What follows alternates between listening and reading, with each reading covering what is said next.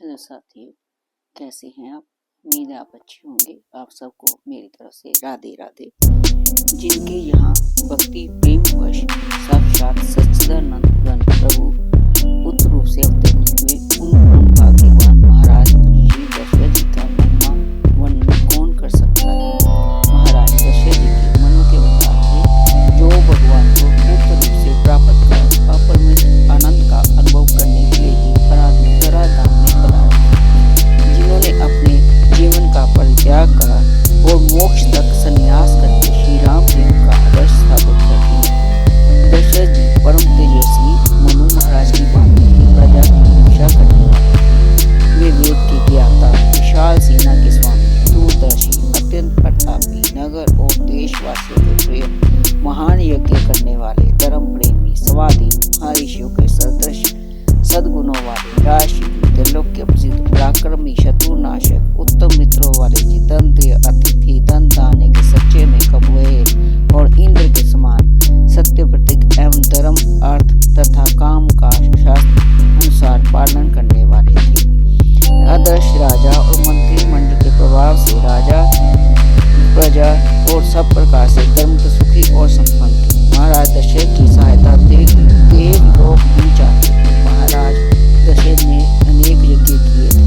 अंत में पितृमात्र भक्त श्रवण कुमार के वध का प्रायश्चित करने के लिए अश्वमेध, दंत, ज्योतिष्ठोम, अजुष्टोम, अतिरात्र, अभिजीत, विश्वाजित और अप्रियोत्राम आदि यज्ञ किए। इन यज्ञों में दशरथ ने न्याय वस्तुओं के अतिरिक्त 10 लाख दुग्धवती गायें, 10 करोड़ सोने की मूल्य और 40 करोड़ चांदी के रुपए दान दिए थे। इसके बाद पुत्र प्राप्ति के लिए ऋषि वृक्ष को ऋतिज बनाकर राज्य ने पुत्रश्रेष्ठी यज्ञ किया, जिसमें समस्त देवतागण अपना भाग लेने के लिए सभी पधारे थे। देवता और मुनि ऋषियों के प्रार्थना पर साक्षात भगवान भी दशरथ के यहाँ पुत्र रूप से अवतार लेना स्वीकार किया और यज्ञ पुरुषनी स्वयं प्रकट होकर पायनसान से बड़ा स्वर्ण पात्र देते हुए दशरथ से कहा, राजन, ये खीर अत्यंत श्रेष्ठ, आरोग्यवर्धक और प्रजा की उत्पत्ति करने वाली है। इसको अपनी कौशल्या आदि तीनों रानी को खिला दो। राजा ने प्रसन्न होकर मर्यादा के अनुसार कौशल्या को बड़ी समझकर उसे खीर का आधा भाग, मंजली पुत्र सुमित्रा को 2/3 भाग, ककई को 8वां भाग। सुमित्रा बड़ी थी, इससे उनको सम्मान अधिक देना उचित था, इसलिए बचा हुआ अष्टभाग राजा ने फिर सुमित्रा जी को दे दिया, जिससे कौशल्या के श्री राम सुमित्रा के 2 भागों से लक्ष्मण और शत्रुघ्न और ककई के व्रत हुए। इस प्रकार भगवान ने 4 रूपों में अवतार लिया। राजा को चारों ही पुत्र परम प्रिय थे, परंतु इन सब में श्री राम उनका विशेष प्रेम था। होना ही चाहिए, क्योंकि इन्हीं के लिए तो जन्म धारण कर सहस्त्र वर्ष तक प्रतीक्षा की गई थी। वह राम का अपनी आंखों में से क्षण भर के लिए भी ओझल होना नहीं सह सकते। जब विश्वामित्र जग रक्षार्थ श्री राम लक्ष्मण को मांगने आए, उस समय श्री राम का वह 15 वर्ष से अधिक था, परंतु दशरथ ने उनको अपने पास से हटाकर विश्वामित्र के साथ भेजने में बड़ी आनाकानी की थी। आखिर विशिष्ट किए बहुत समझाने पर वे तैयार हुए। श्री राम अत्यंत प्रेम होने पर परिचय तो इसी से मिलता है। जब तक श्री राम सामने रहे तब तक प्राणों को रखा और अपने वचन सत्य करने के लिए राम के बिछोड़ते ही राम प्रेमानल से अपने प्राणों की आहुति दे डाली। श्री राम के प्रेम के कारण ही दशरथ महाराज ने राजा कई के साथ शर्त हो चुकने पर व्रत के बदले श्री राम को युवराज पद पर अभिषेक करना चाहा था। अवश्य ही ज्येष्ठ पुत्र के अभिषेक की कुल परंपरा एवं व्रत के त्याग, आज्ञावहकता, धर्मपरायणता, शील और राम प्रेम आदि सद्गुण भी राजा के इस मनोरथ से कारण और सहायक हुए। परंतु भगवान ने कई की मति फेर कर एक ही साथ कई काम करा दिए। जगत में आदर्श मर्यादा स्थापित होगी, जिसके लिए श्री भगवान ने अवतार लिया था। इनमें निम्नलिखित आदर्श मुख्य है: दशरथ की सत्य रक्षा और श्री राम प्रेम। श्री राम वानर गमन में राक्षसवधादि रूप कार्यों के द्वारा दुष्ट दलन, श्री व्रत का त्याग और आदर्श भातृ प्रेम। श्री लक्ष्मण जी का ब्रह्मचार्य, सेवा भाव, राम परायणता और त्याग।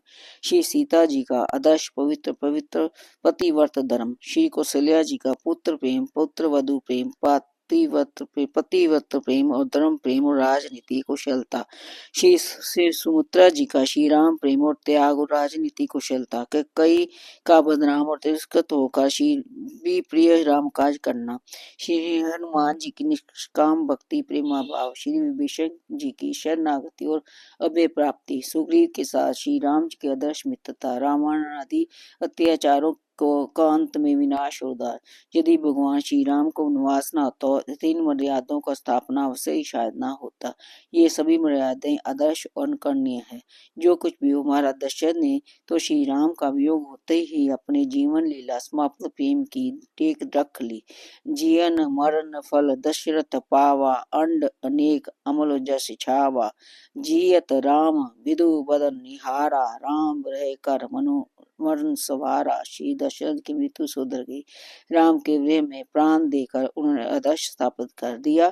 दशरथ के समान भाग्यवान कौन होगा जिन्होंने श्री राम दर्शन लालसा में अनन्य भाव में राम परायण हो राम के लिए और राम राम पुकारते हुए प्राणों का त्याग किया।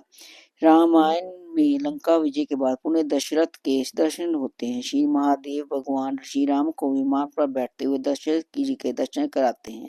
फिर तो दशरथ सामने आकर श्री राम को गोद में बिठा लेते हैं और वहां आलिंगन करते हुए उनसे प्रेमालाप करते हैं। जहाँ लक्ष्मण जी को उपदेश करते हुए महाराज दशरथ स्पष्ट कहते हैं कि ये सुमित्रा सुखवर्धन लक्ष्मण, श्री राम की सेवा में लगे रहना, तेरा इससे बड़ा कल्याण होगा।